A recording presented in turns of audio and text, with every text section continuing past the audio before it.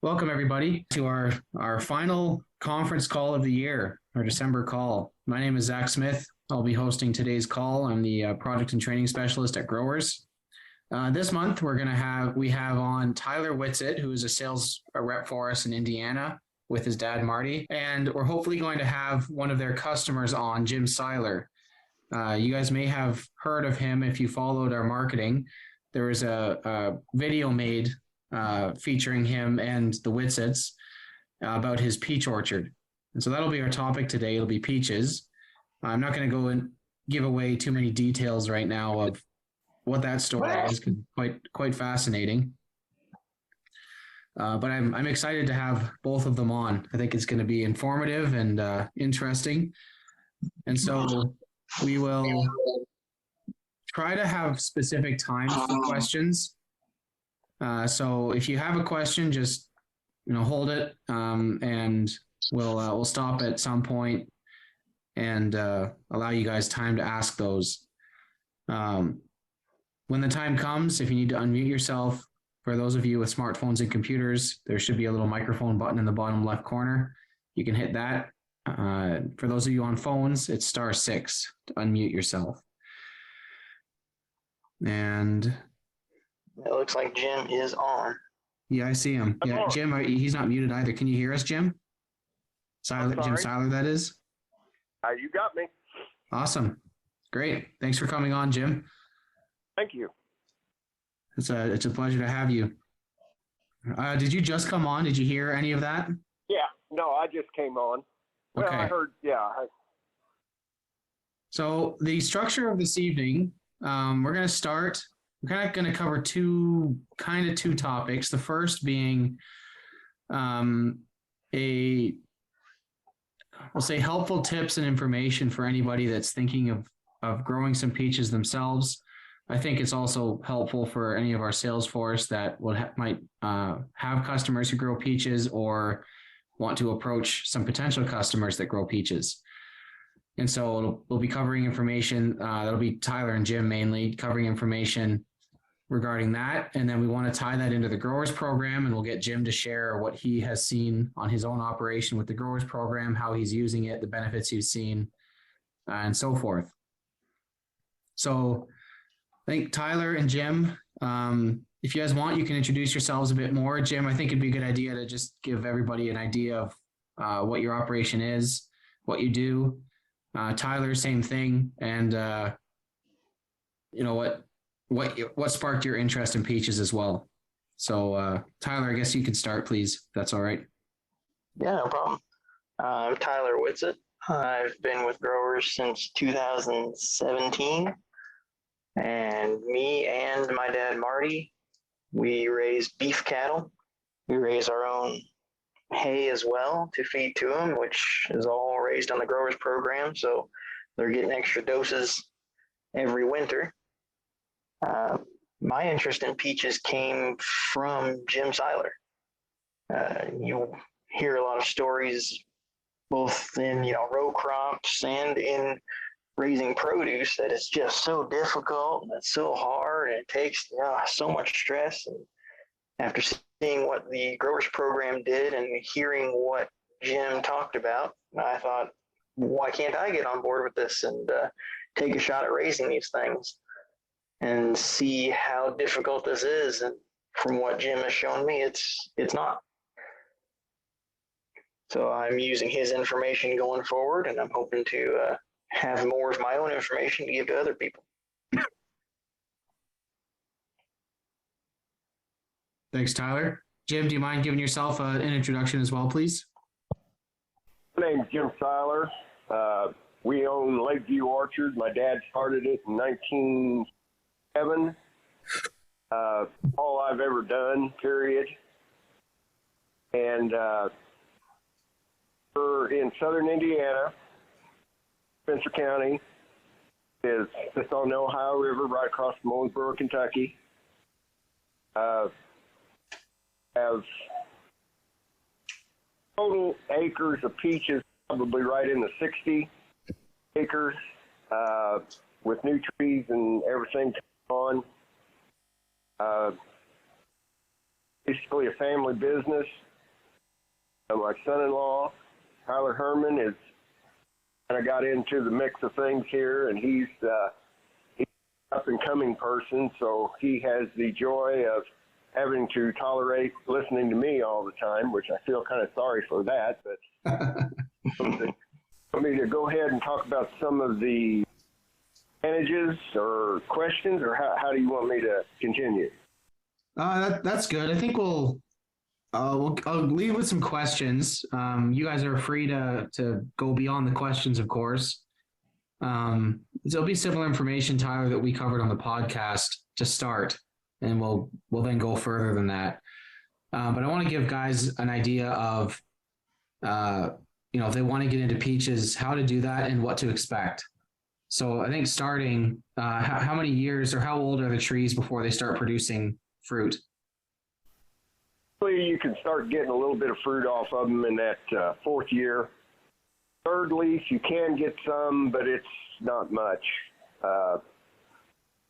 It takes a good solid 4 to get you something going. Yeah. How old are the trees usually when you get them, Jim? Because you don't grow them from seed, right? No. We get them from nurseries. Yeah. Or whips, basically what I call a whip. Bare root whips that we plant. How old would they be when you get them then? Oh, they were just budded that year. Okay. Yeah. Okay, so they're pretty fresh. Hey, Jim. Yes. Planting a small tree. Yes, sir. You said that in the third year they can produce fruit. Is that fruit worth anything? I mean, is it even fit to eat really, or is it just there? Actually, pretty well in that first fall. So you're putting the stress on the trees. You want more growth.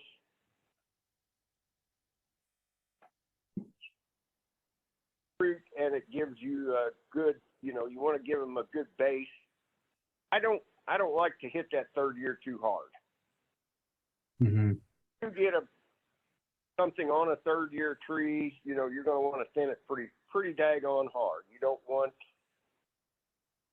I'm not going to pick over 10 or 15 peaches off that tree. Yeah. If it's a good sized tree. Gotcha. Had really good growth. Most of the time you just get, you've got about basically a 6-foot tree. Hopefully you get that much. Sometimes you don't. But as far as the smaller trees, you don't want too many on that first year. How do you prevent that then? Just by pruning? No, more thinning. Is that cutting the blossoms off or? Yeah, well, after they bloom, you can knock them off. Yeah, okay. Well, Jim, knowing your way of thinning, you want to share your way that you go and thin your trees? Well, thinning is probably the most difficult, hardest, hottest pain in the butt there is to raising peaches. A lot of whenever you get a 5 or 6 year old tree, that sucker's going to put on 4,000 buds per tree. Only raise 250 to 300. You got to get them suckers off there. You don't have a lot of time to get them suckers off there. Basically, it's just your crap out of them. What we do, whenever they get about that, I'm going to say right in that size of about a dime or a quarter, in that, in between those two areas there, you get, they'll loosen up enough. Basically go around with a club and knock them as hard as you can, get as many off as you can your first time through, and then come back through and space them out at least 6 to 12 inches. Oh, that sounds weird whenever I'm sitting here and telling you. We do count them because you never get enough off. I think Tyler's been around here a couple times whenever we're out thinning, and I thought I was going to have to pick poor boy up off the ground. He couldn't believe what we're knocking off. I mean, is a very, very labor intense. hardest things you have to do, and you better do it right. I think you said already you get 1,000 blossoms per tree, and how many do you want? Like, how many peaches do you actually want then? A lot of times you get more than 1,000. You know, you'll get 2,000 and 3,000. You'll knock 1,000 off in one shot. Okay. So you're only wanting on a nice, what I call a good sized tree.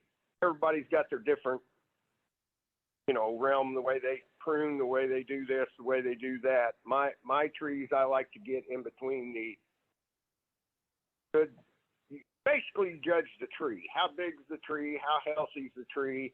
This is a nice tree. I'm going to want 350 fruits per unit on that. Okay. And if I come across a tree where, say, 2 limbs have broke off of it, it doesn't look real healthy. Hell, I may knock it down to 50. Yeah. Of a limb. It's just you've got to make that judgment. Yeah.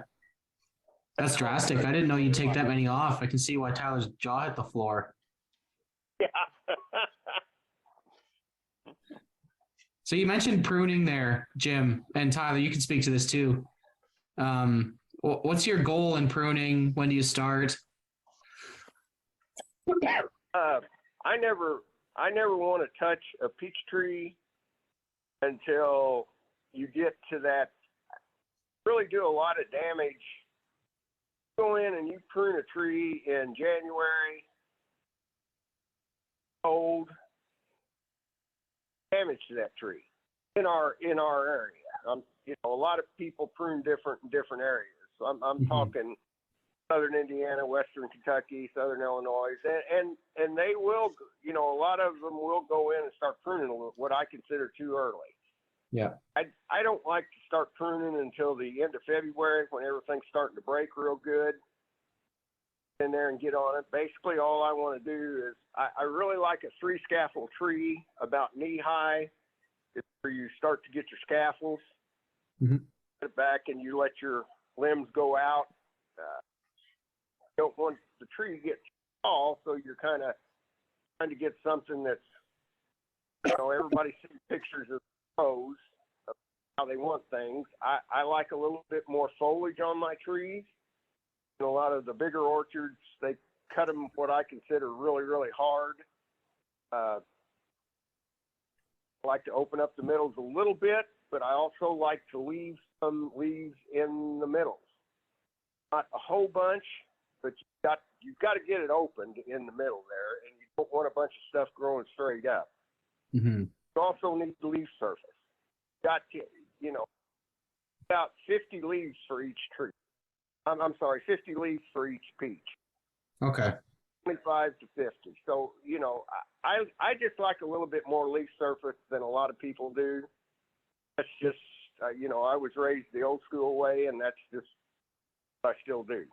Yeah. It works. Do you find that do you think you get better sugar content in the peaches? Yeah, you're going to get better everything. Yeah. Oh. You used sorry, Tyler. Go ahead. Your pruning, Jim. Your trees look more like almost kind of have like a sphere in the middle that's opened up. Right. Yeah. And so you had said that you leave it open, especially get to the point of gonna have to prune mine to get that shape. What's the reasoning for leaving that opening in the middle? It's basically a peach tree. If you grow straight up, you're not going to get good limbs. We always call them patched on limbs. They just doesn't seem to give it very good growth area. That's like an apple tree, you're going to let a central leader go straight up. A peach tree, you want to cut that middle out and get your leaves, half limbs going out. And Tyler's got a pretty good aspect of the different styles of pruning with our neighbor in Henderson, Kentucky, who sells growers too, to what I consider butcher trees. They cut them things down, buddy. And they grow good peach too. I'm not, it's just pruning is a lot of what you want, how you want your tree to look, You know, Mhm. I don't mind if a tree has 2 scaffolds, has 4 scaffolds. I want that middle cut out so they're growing out and not up. Yeah. Now, you've used scaffold a couple times now, Jim. And I know when Tyler and I did the podcast, there was another term. I can't think of it now, but referring to where the trunk ends. Could you, excuse me, explain those, please? As far as basically just the limbs. That's your limbs for your base for your tree. Its production is going to be off those scaffolds. Going to grow up, going to shoot off other limbs. So whenever you get it the height you want, that's whenever you go in, you head it off, clean up around it. Basically, that's where your peach is going to grow on. Okay. Off the limbs, basically limbs is what it is. I call it scaffolds, and you're right, that's for limbs. Okay. It's interesting that it's. Go ahead, Tyler. You had, did you refer to where the trunk itself stops, right where the scaffolds are? Do you or do you not refer to that as the hip? I know I had asked you that before. It seemed a little. That's one I never heard of, but that may be. I'd say probably. Okay. I've heard it used that terminology before to mark where the trunk itself is stopped and where the scaffold starts, but like you said, everybody does it different. Purdue would come up with. Okay, well, I'm going to stop using that terminology then. It looks like we're going to go back and edit the podcast now. Yeah, we're going to have to go edit some stuff. How long can you expect a peach tree to produce fruit for? In terms of like age. Age, I like to get about 25 years out of them. Some you can get more, some you get less. Mm-hmm. More? Does that have a lot to do with tree health throughout the years? Oh, and that, yes, definitely. I am so excited how things keep on going with giving young trees and how long have I been doing? What are we on our 5th or 6th year?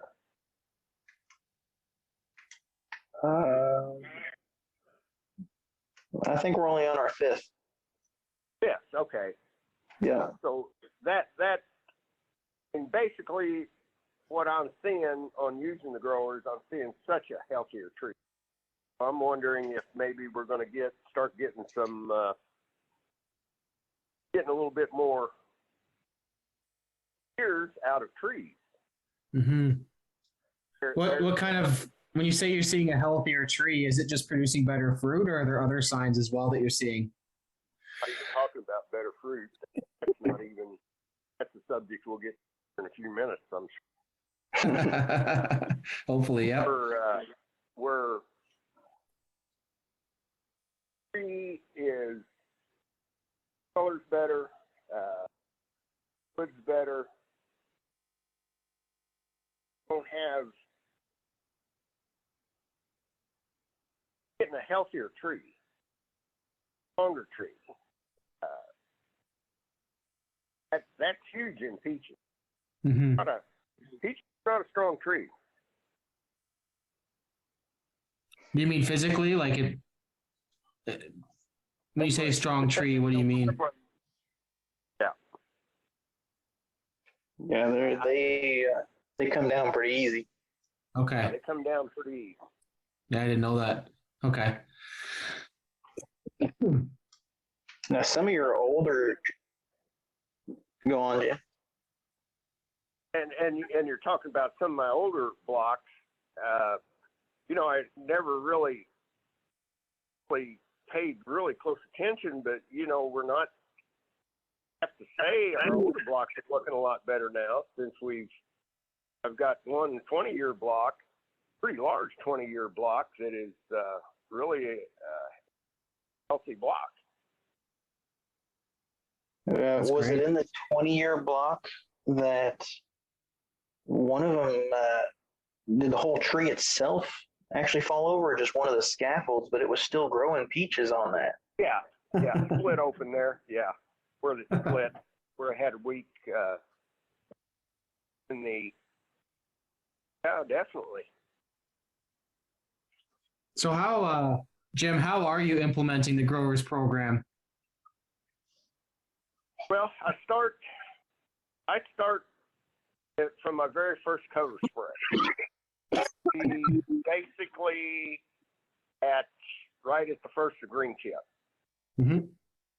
I like to put at least a gallon per acre on each time that I spray, especially on that, get that first spray, get a second spray in, and usually by about that third or fourth spray is whenever we start looking at bloom, and I'm looking at frost. Mm-hmm. Well, several years ago, put on, I had 2 gallons to the acre, and I thought, well, we were looking at a bad frost. I mean, I'm talking bad frost. We were in full bloom, and it was supposed to go down to 22, which is a complete kill. Orchard 28, you start getting damage, and it was a complete kill. And this is from the first round of using growers. Definitely glad I had it then. So talking with Marty and talking with Tyler, so I went in and sprayed everything, put 2 gallons to the acre. Basically, I was at full bloom. Yeah. So now I've got 4 gallons to the acre on these trees, and we're talking 20, 22, and I'm sitting there going, I'm screwed. My competition or neighbor, Owensboro, Kentucky, and as the crow flies, we're probably 10 miles away from each other. We grow the same peaches. We have the same things. We run the basic same spray schedule on any other thing else. He came through that. Well, matter of fact, Marty called me that morning, and it had gone down to 21 in several of my blocks. And 18, I had 17 and 18 degrees low spots. My low spots were hurt. Ended up with about maybe a quarter crop on some of them, and everything else, I had a full crop. I had a thin and full crop. My neighbor got completely wiped out. Wow. The only difference was I was using growers. Yeah. How close to the frost did you do that second 2 gallon per acre spray? How close? Yeah. And with my 2 gallon spray, it would have been a day. Okay. So basically, I had 4 gallons of growers on there. So that is what I have been running off of from now on, or that's what I just want to make sure that I have at least, for a frost, I have at least 4 gallons of growers on that acre. That would have been 5 years ago then, right? Or was that more recent? Yeah, that's 5 years ago. Yes. Have you, like Tyler told me that you guys have had some pretty big frost events the last few years as well. How has your orchard fared for those? Fine. I hate to say this anymore, but if it gets cold enough to, I would think that with the health of the tree and it's the stress isn't there for me that much anymore on a frost. Because if it uses hard enough to, that I'd say it'd have to go into the teens and stay there for a prolonged period of time.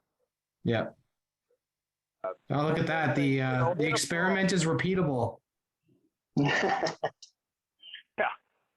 Marty and Tyler, they wanted me to not spray a couple rows just to see what would happen with growers, and I think y'all can probably and what I told them to do. They should have just offered to reimburse you for all the lost peaches. I didn't take them up in their offer. Let's just leave it at that. Well, you know, we've been keeping some of your more memorable quotes, Jim, on hand. I'm sorry. I'm guessing those aren't family friendly, are they? Only a couple. Only a couple. Some of them are family friendly, but some of them aren't. Anytime we have to reference back on what we should do with peaches in a frost, we just look back that the quote way to handle a freeze is put some extra growers on and go to bed. Yeah. That must be a nice feeling. Now, Jim, your neighbor, you said before, hasn't he on multiple freeze occasions? He's literally been out all night trying to keep those from freezing. Yeah, they do wind machines. They'll burn the pots. They burn, and then they've got a machine that they call the Dragon that it heats the air and they drive it around. And entertaining. I just go to bed. Bring my growers on and I go to bed.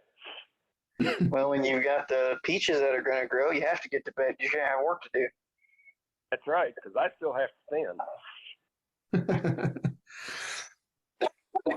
Jim, have you done anything with lime?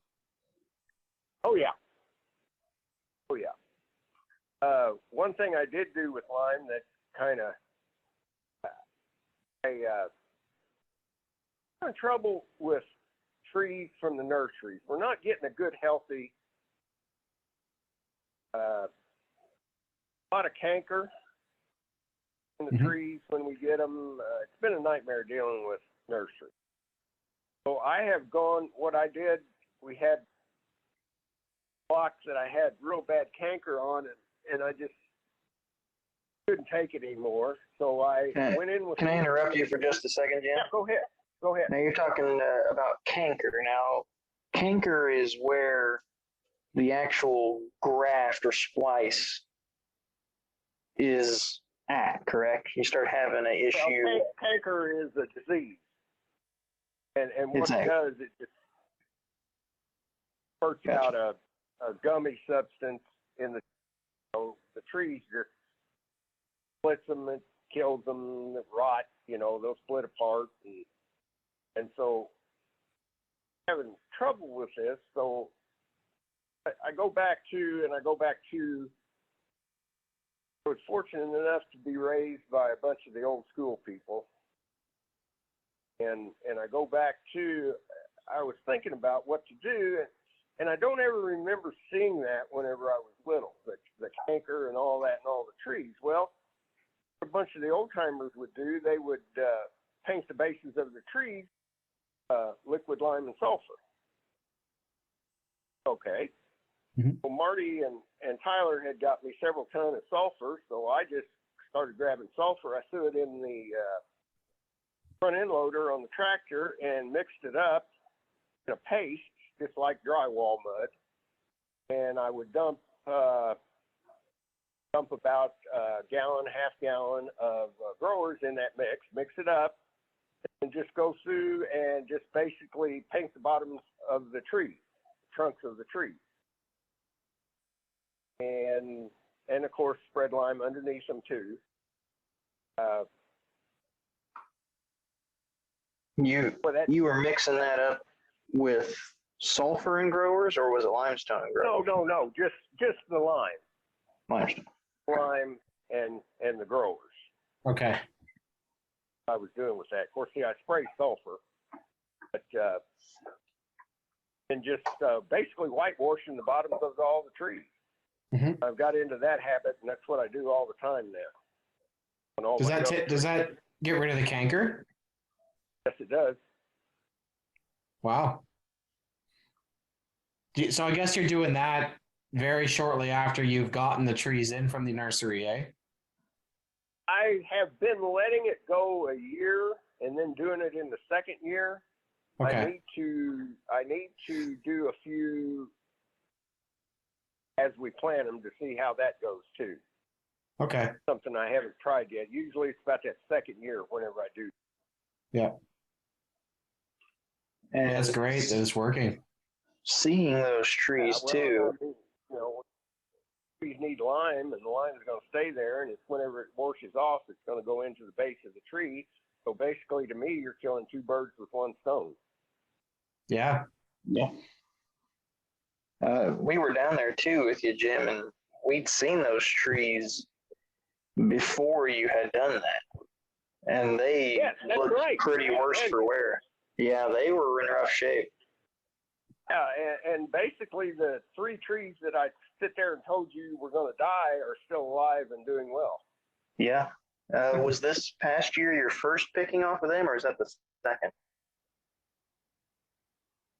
Second picking off. Second picking. That's great.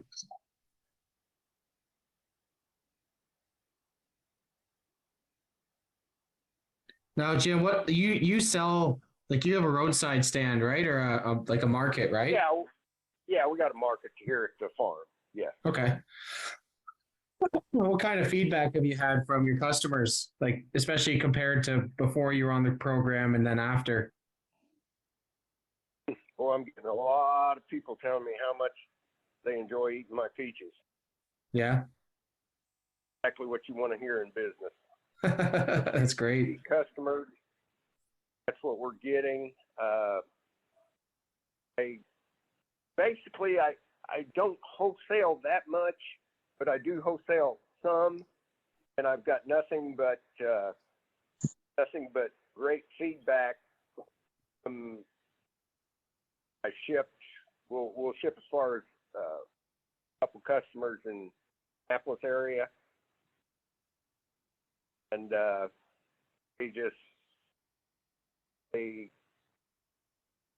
put them enough. Throwing too many out my front door. Mm-hmm. But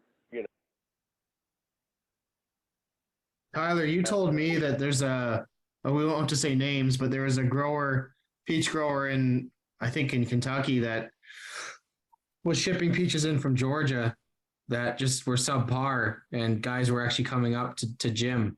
Am I remembering that correctly? Yeah. Yeah, you are. Oh, yeah. Yeah. I love it when they do that. Absolutely love it, because then when they eat mine, they're not. I got them. Yeah.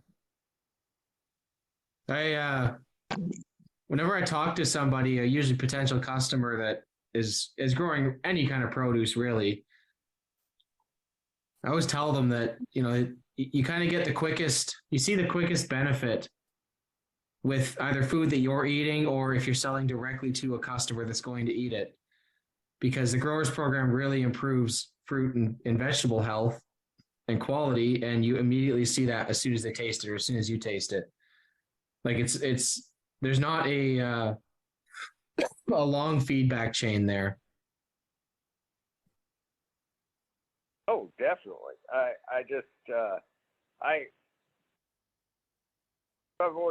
try to keep Marty and Tyler up on the things that I see, and as I say, this is all I've ever done. This is all I know, and the things that I have seen that have just they're great. One of the best things about it is the color that I get compared to other orchards in the same variety. The color that I get, I feel is so much better. And then the one thing that has helped me more than anything are peaches are a pain in the butt whenever it gets time to pick. Short periods of time to get them off. And if you're in bad weather or you're having rain, they split on you and everything else. I don't have that problem anymore. Really? pick a range. We pick a ripe peach. We don't pick a green peach like you get in Georgia and South Carolina and all that. We don't pick a green peach, ripe peach. That puts a little bit more stress. I mean, there's some of these trees will go over 9 to 10 times. Wow. Just go in and pick the whole tree out. Ripe or for the consumption. That's just, our little niche market thing. Mm-hmm. And what I've seen out of growers is that peach is going to hang there a lot longer ripe now because has the strength to stay there. As a ripe peach, it is not going to deteriorate on me as fast. Mm-hmm. That's also the truth of it. Whenever we get them picked in the cooler, you can stick a ripe peach in the cooler, and it'll last a while, but it won't last that long. What did we have? I mean, Tyler and Marty have put almost 3 or 4 weeks out of a ripe peach out of the refrigerator. Oh, easy. The one that I sent up there to your all's big meeting, what was that? We had that one contender had been in there for, it was 3 weeks, wasn't it? Yeah, I was actually thinking it was a pretty well a solid month that those had been in the cooler. That's impressive. And they still tasted good. So you can still pick a ripe peach, get it in the cooler, and it still holds its taste and holds its ability to sell. Yep. My number ones, whatever we pick, we'll pick number ones, number ones and number twos. What I usually do, my number twos are usually basically what a lot of people call overripes. Mm-hmm. Old dead ripe peach. And I mean, they really don't have to worry about a lot of rot anymore. Using the peaches in the cooler because they shrivel up or they rot away. I don't have that problem anymore. I am picking such a higher rate of number one, it's ridiculous. Well, it's not ridiculous, it's great. compared to where we were before I started using growers. I thought we were doing really well, Jim, would you say that having more shelf life is almost kind of pointless when you have peaches that taste that good? You eat them faster when they taste real good, so it doesn't matter. So that's why you plant more acres. Zach had told me when we were doing the podcast, how did you describe the peaches that you get up there in Canada? Like chalky or something like that? Yeah, mealy. Yeah. Like I love peaches. They are by a long shot my favorite fruit. But up here, I'm in Ontario, west of Toronto. We might have 4 weeks that they're actually good. Like they're juicy, they're flavorful. Hmm? And you can get them outside of those 4 weeks, but they get mealy. So they get really like they're not juicy, they're quite dry. It's I think what I told Tyler is it's like I bite into a peach and it's almost like I'm eating cornbread. And I love cornbread, but I don't want to eat a peach that's like cornbread. So they pick them so green they don't have any chance to get their juice. Yeah. One like I am quite a bit further north than you.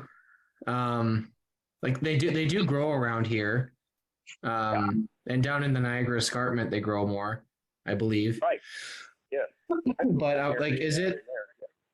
is the reason why we have such a short season where they're actually good, is that because we're further north, there's just less growing time, or I don't even know if these are like, I think they're local peaches even when they're not good, but I don't know if they're being shipped in from Georgia or something like that. Probably getting them shipped in out of Michigan. Oh yeah, okay. A lot off the lake effect there. You've got several large, huge orchards right up in that area, right in there. I think actually, now that you mention that, I think one of our DMs in Michigan works. I don't know if they do peaches. I think they might do apples, but they might do both. And they're right on the East Coast, the east side of Right. Lake Michigan. Right. That's where all your and there's a lot of very, very big orchards in that area. Okay, that makes sense. And to take into consider, okay, so what you see whenever you watch something and they're talking about picking peaches, you'll see them out there picking in 20 bushel bags, or bags, and dumping them in bins. Mm-hmm. Well, that right there tells you how green they're picking them. Pick in a 10-pound box and box on the trailer, and trailer goes in, you get them sorted. Small boxes, we're just basically picking a riper fruit. Yeah. That's what works for, you want I don't want a peach to sit in my cooler for over 2 days. It's just, I want it gone. I want somebody to have it. And do you is that an easy goal for you to fill? Like, do you sell them that quickly? well, so far it is. Oh, great. Yeah, he kept how long did you keep one for us, Jim? About a month you kept it in the cooler just to see how long it would last, and you had to put actual effort into making sure it stayed. Yeah, I did. Yeah, that's hard. It was hard for me to do. Hard to teach an old dog new tricks, and that trick was hard-headed. A hard-headed person as myself. It was hard to get him to try something like, but I did. Well, I think it paid off because if I remember correctly, I think it was this past Christmas that me and Dad enjoyed a peach on Christmas Day. Yeah. I would love that. The one that cracked me up the most was I don't have a lot of plums or anything, but I've got several plum trees, and so we just did some plums, and of course I plums just like I sprayed the peaches. My God, those plums lasted them in the 1st of September. Plums and it was about the 1st of November. Try to do as far as apples. I don't raise that many apples. About the 1st of November, and I still had 3 or 4 plums in there that I'd hid because I had to hide them because my daughters have a tendency to eat. We still had plums that were, I have no idea how long they would have lasted.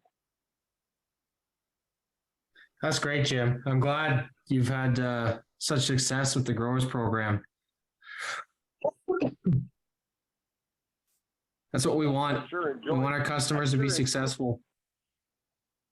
I sure enjoyed seeing all the things that it's done. It's been time that I always try to make sure I tell Marty and Tyler, just so they've got it in their back pocket so they know what's going on, because other people be as I am with it. Mm-hmm. Well, thank you. I think Tyler or Jim, is there anything else you want to say before we open it up for questions? No, I'm good. All right.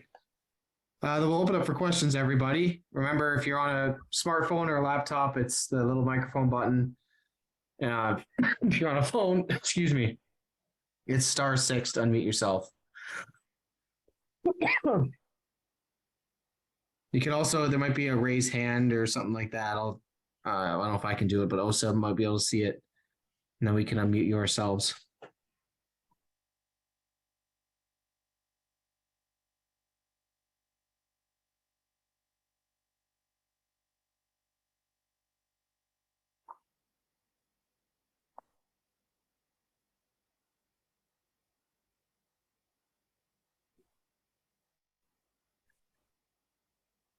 I gotta say, I'm surprised. I was gonna say, don't everybody talk at once. Yeah. All right. Well, we got about 10 minutes left, but I think sounds like we've covered everything. So thank you everybody for listening. Thanks so much, Jim and Tyler. This was great. Very informative. Thanks so much for coming on, guys. Our next call will be in the new year. It'll be on January 12th at 9 p.m. Eastern time again. Zach, it looks like we do have somebody unmuted Yeah. here. Might have a question. Let's see. Is that the phone 419706? Yep, that'd be me. Hey, Zach, go ahead. All right. Hey, Jim. I know with your orchard you've got more than peaches. So what have you learned about the growers program and what you're doing with the peaches, and how have you taken that to the rest of your orchard and all the other stuff you're growing with it? I basically don't use any fertilizers anymore on the ground. Spray everything with growers. This foliar feeding thing with the growers, I think is the way to go.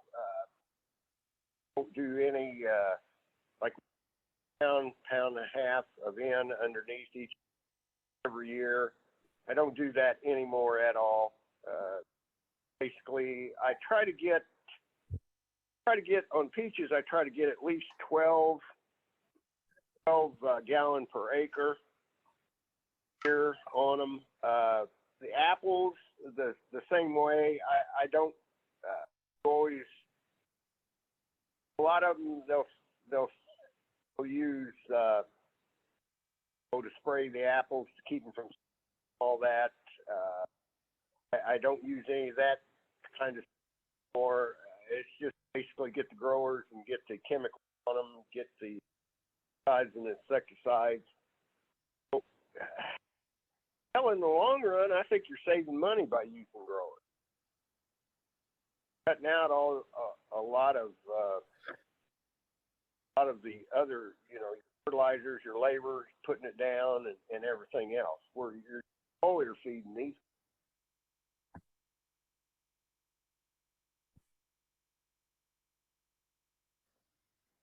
Blueberries, same way we do blueberries. I've got some pear trees. They're probably a couple years off of getting going, so I'm really interested to see what it's going to do.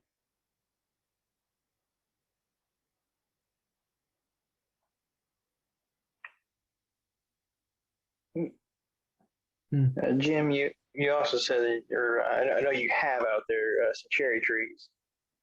Cherries, yes. Oh, and I'm glad you brought that up. On sweet cherries, don't get the splits by using the growers. In the, we're not in a real good cherry growing area because we have so much humidity, and so there's several sprays out there that they spray on them to. And I don't use any of that kind of stuff anymore. It's just basically get the growers on them and let them go.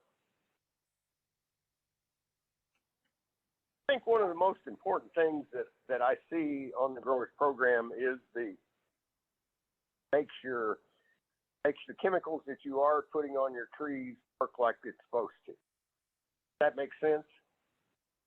You mean the insecticides and stuff like that? And fungicides. Your rot sprays, yes. Okay. Do you mix them at all, or do you spray them separately?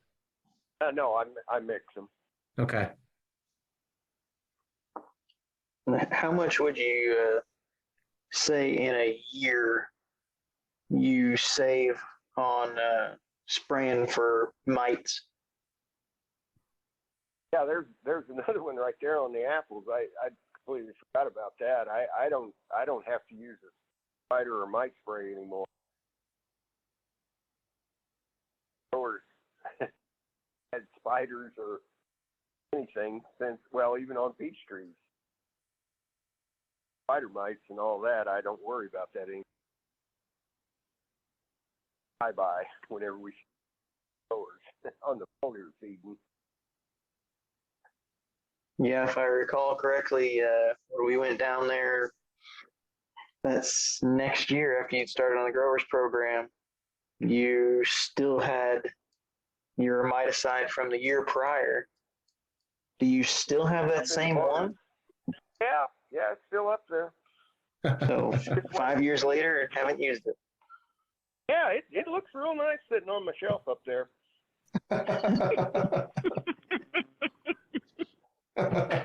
Really, money well spent.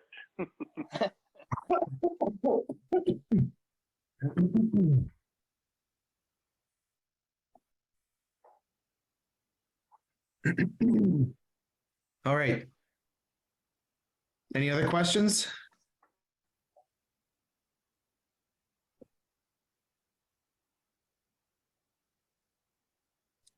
Okay, thank you, Tyler, Jim, so much for coming on.